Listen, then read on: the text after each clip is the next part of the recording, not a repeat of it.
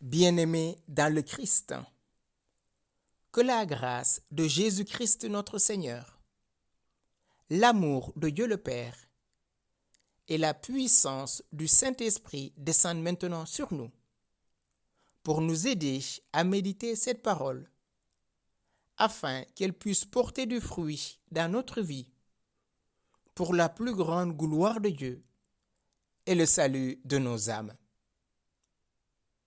En ce 11e dimanche du temps ordinaire, j'aimerais méditer avec vous l'évangile de Jésus-Christ selon saint Matthieu, au chapitre 9, du verset 36 au verset 37, et du chapitre 10, du verset 1 au verset 8.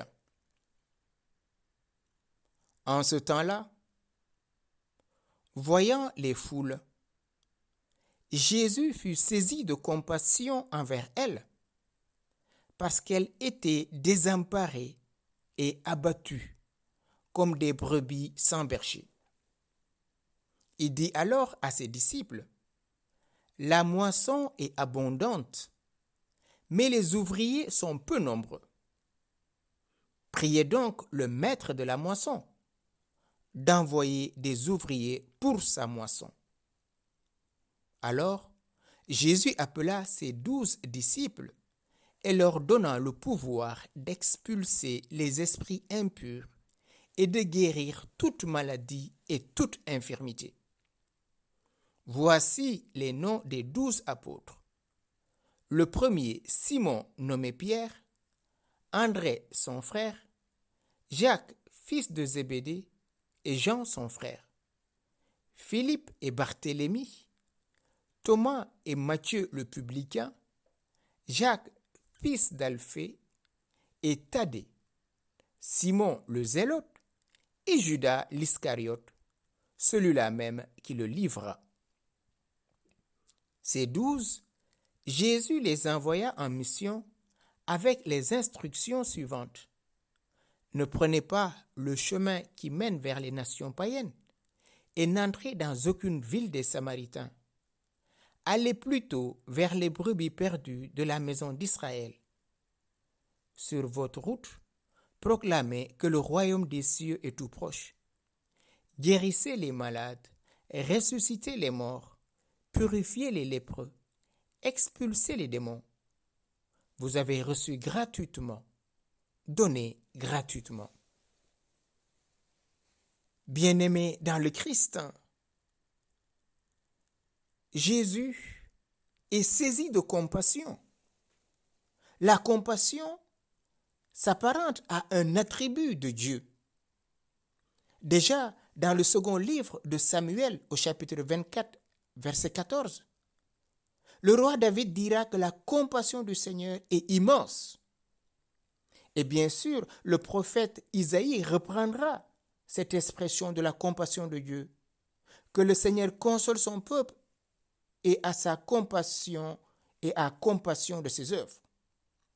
Le Seigneur console son peuple et a compassion de ses pauvres. Isaïe 49, verset 13. Et Dieu lui-même, nous savons, dans le buisson ardent, il va se présenter à Moïse comme celui qui est. Et nous, quelques versets plus tard, quelques chapitres, au chapitre 34, verset 6, il se dira comme le Dieu tendre et miséricordieux, lent à la colère et riche en bonté. Oui, Dieu est compatissant, lent à la colère, riche en miséricorde. Et devant ces foules, Jésus est saisi de compassion. La compassion est loin de la pitié.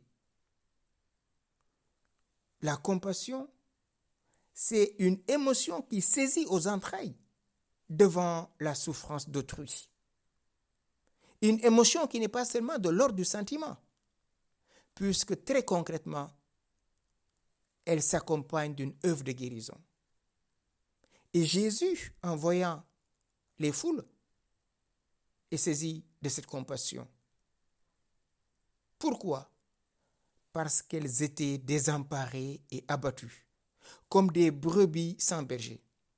Oui, frères et sœurs, nous savons que s'il y a des brebis sans berger, ces brebis sont exposées aux loups, aux voleurs et aux brigands. Non seulement ces brebis sont désemparées et abattues, il n'y a personne pour prendre soin d'elles. Désemparées, pourquoi? Parce qu'il n'y a personne pour les conduire.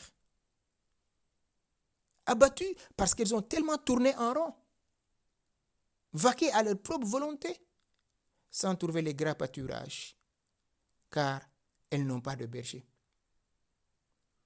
Jésus dit alors à ses disciples, « La moisson est abondante, mais les ouvriers sont peu nombreux. » Devant ces foules, ces brebis sans berger, Jésus les compare à une moisson abondante. La moisson est abondante, mais les ouvriers sont peu nombreux. Qu'est-ce que cela veut bien dire, frères et sœurs? Que la moisson est abondante, mais les ouvriers sont peu nombreux. Jésus fait ce constat. Qu'est-ce que cela veut dire? Des ouvriers auraient à récolter des plantes qu'ils n'auraient pas semées, ni contribué à faire pousser. Mais de quelle moisson est-il question ici? De quel type d'ouvrier Dieu a-t-il besoin? On passerait à une main-d'œuvre. La première explication, on dirait, mais il y a beaucoup de travail. Et donc, il faudrait beaucoup de mains. Cela est au-delà. On projette facilement sur ces images une posture de maîtrise qui se produirait sur les plans et malgré eux. Mais ces représentations ne collent pas avec la suite de l'Évangile. Les ouvriers, frères et sœurs, dont il s'agit ici, dans la suite du texte, ce sont des personnes au service de la guérison, du retour à la vue, du soin, de l'inclusion et de la sécurité des êtres. On comprend dès lors que la moisson ne consiste pas à profiter d'une situation, mais à favoriser une vie déjà à l'œuvre. La moisson est abondante. Il y a quelqu'un qui a déjà semé. Il y a quelqu'un qui a fait grandir et qui a fait mûrir. Donc il y a un processus qui a atteint son terme. Mais combien parmi nous ont constaté cela pour voir dans ces âmes égarées ou dans ces âmes qui risquent de s'égarer une opportunité de les ramener à la vie, une opportunité de les guérir, une opportunité d'expulser tout esprit impur. Voilà les ouvriers dont Jésus attend, dont le Père attend. Il le dira lui-même. Le Père cherche des adorateurs en esprit et en vérité. Ce sont ces contemplatifs qui, aujourd'hui, peuvent repérer dans le cœur des hommes de ce monde les souffrances, ces hommes désemparés, abattus, qui n'ont plus goût à la vue et qui n'ont plus un sens réel à la vie. Seuls les cœurs remplis de compassion, comme le cœur de Jésus, peuvent voir cette foule. Alors Jésus appela ses 12 et leur donna pouvoir d'expulser les esprits impurs et de guérir toute maladie et toute infirmité. Voilà la mission que Jésus confie à ses apôtres, à toi mon frère, à toi ma sœur.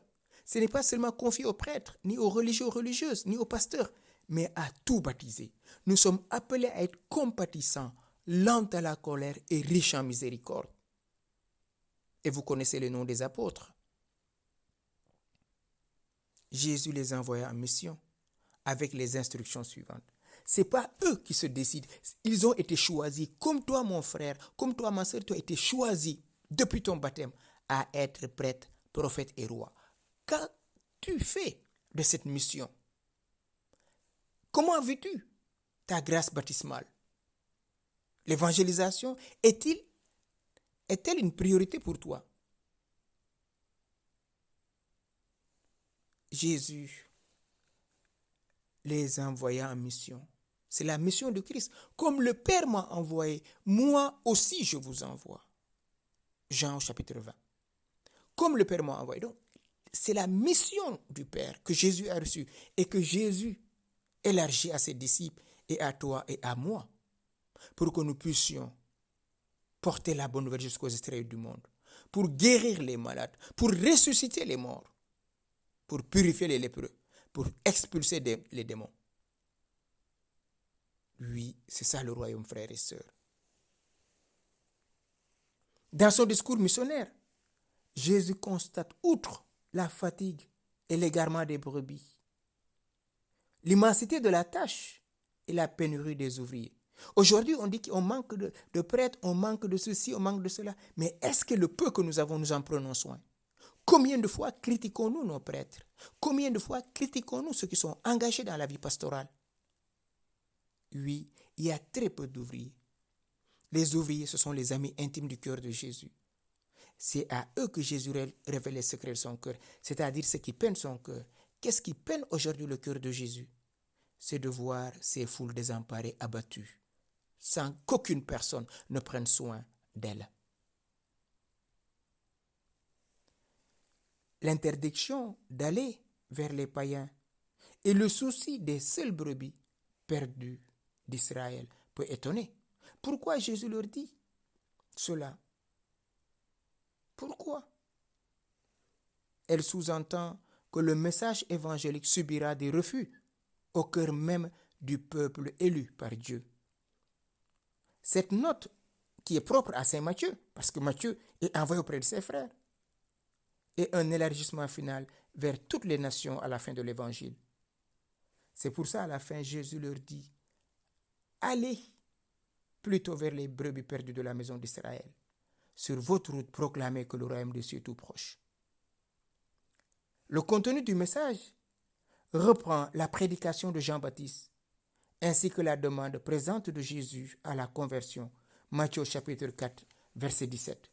La moisson échappe à toute logique de rétribution, ni échange, ni réciprocité. Elle est marquée par la gratuité. Vous avez reçu gratuitement, donné gratuitement. Aujourd'hui dans l'Église, combien de personnes sont aujourd'hui en justice parce qu'on les a fait travailler sans les payer le salaire qu'il fallait, au nom de soi disant que c'est l'Église, vous rendez à Dieu un service. Oui, on rend à Dieu, mais aussi on rend un service à nos frères et sœurs. Et l'ouvrier mérite son salaire. Mais ce n'est pas le salaire que nous cherchons à élargir le règne de Dieu qui va toucher les cœurs et chaque cœur. Vous avez reçu gratuitement parce que, frères et sœurs, la vie nous est donnée gratuitement. Et un jour, cette vie nous sera redonnée. Au soir de notre vie, nous allons être jugés selon l'amour, dira la petite Thérèse. Qu'as-tu fait de ton baptême, mon frère? Qu'as-tu fait de ton baptême, ma sœur? Est-ce que tu es juste un consommateur et une consommatrice qui va à la messe le dimanche et qui rentre à la maison, qui boit son vin, qui boit sa bière et la vie est belle? Ou es-tu un promoteur et une promotrice de l'évangile? Vis-tu de l'évangile en vérité? Que chacun se pose ces questions.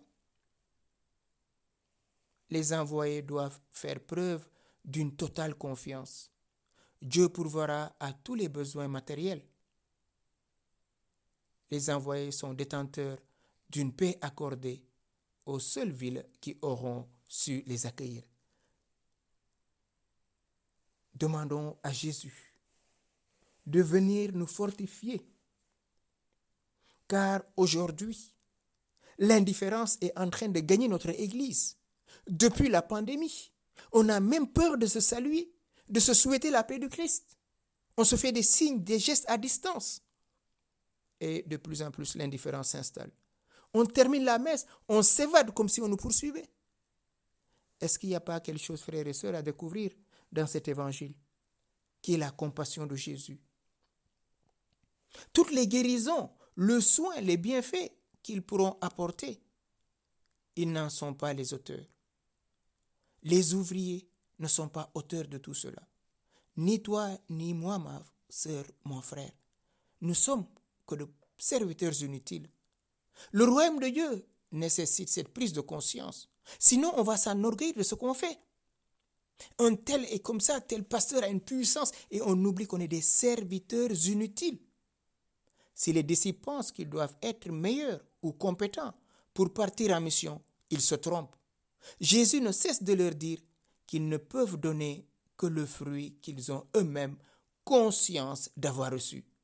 Vous avez reçu gratuitement, donné gratuitement. L'équation est simple et se résume ainsi. La gratuité. l'humilité. Frères et sœurs, en relisant cet évangile, que le Saint-Esprit nous aide à nous dépasser, à mourir à notre orgueil, à mourir à tout ce qui aujourd'hui nous empêche d'aller annoncer la bonne nouvelle. Déjà d'en vivre, parce que c'est facile d'entendre la parole de Dieu. Et comme dit Saint Jacques, ne vous faites pas illusion. Il ne suffit pas de l'entendre, mais de la mettre en pratique. Seigneur, aide-nous à aller guérir ces hommes et ces femmes que nous rencontrons. La guérison, ce n'est pas seulement un tel qui est malade, je prie cette personne toute la vie, mais que je puisse le mettre dans la paix de Dieu. La paix soit avec vous. Que je puisse lui annoncer cette paix et que je puisse, moi, être artisan de paix, de consolation auprès de mes frères et sœurs qui souffrent. La souffrance, elle n'est pas seulement physique, elle est aujourd'hui psychique. Est-ce que je prends mon téléphone pour appeler un tel ou une telle, ne serait-ce pour avoir ses nouvelles, tout en lui disant que le Seigneur te bénisse. J'appelle pour avoir de tes nouvelles au nom du Seigneur. Oui, un petit SMS, une petite phrase de la Bible pour consoler, apporter beaucoup de bien. Ne cherchons pas à faire de grandes choses, faisons les choses avec beaucoup d'amour. Demandons à l'Esprit Saint maintenant de venir guérir tous ces brebis désemparés, abattus. Seigneur, donne-nous de saints prêtres, de saints pasteurs, de saints couples et de saintes familles pour que l'évangile soit vécu dans les familles, soit vécu dans les couples, soit vécu dans les communautés et que notre humanité aujourd'hui retrouve des femmes pétries de l'évangile, remplies de compassion, lentes à la colère et riches en miséricorde. Oui, Père, s'il te plaît, répands le Saint-Esprit maintenant dans nos cœurs pour nous déverrouiller de nos cénacles là où on est enfermé, pour que nous puissions porter du fruit pour la plus grande gloire de Dieu et le salut de nos âmes.